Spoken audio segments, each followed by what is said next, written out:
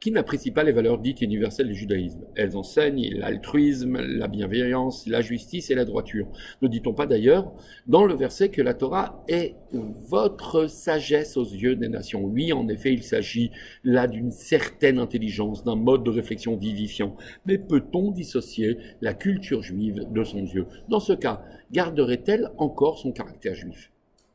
À Hanouka, nous célébrons la victoire des Maccabim prête dans le temple face à l'empire des Hellènes. Il existe un lieu commun qui laisse croire que nos ennemis s'opposaient tout bonnement à la pratique des mitzvot. Or, les enjeux étaient bien plus subtils. Les Grecs ne contestaient pas la pratique de nos rites ancestraux. Pour eux, il est légitime à ce qu'un peuple ait ses propres coutumes. De plus, dans le cas du peuple d'Israël, sa pensée ne pouvait qu'enrichir celle des Hellènes. Ce qui les dérangeait, c'est simplement à ce que l'on attribue à nos belles valeurs humanistes une paternité divine.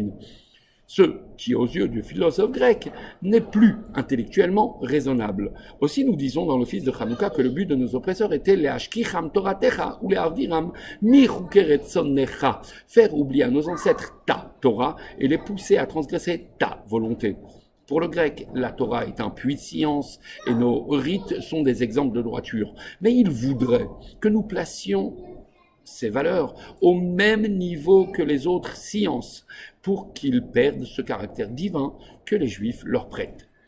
Vous me direz alors où est le problème? Je vous répondrai, comment se fait-il que toutes les cultures des peuples qui nous ont dominés pendant l'Antiquité aient disparu et que la nôtre perdure malgré les exils et les épreuves qu'aucun autre peuple n'a traversées?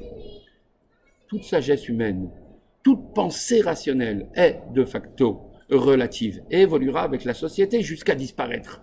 Dieu n'est pas sujet au changement. Et ainsi en est-il pour ses valeurs.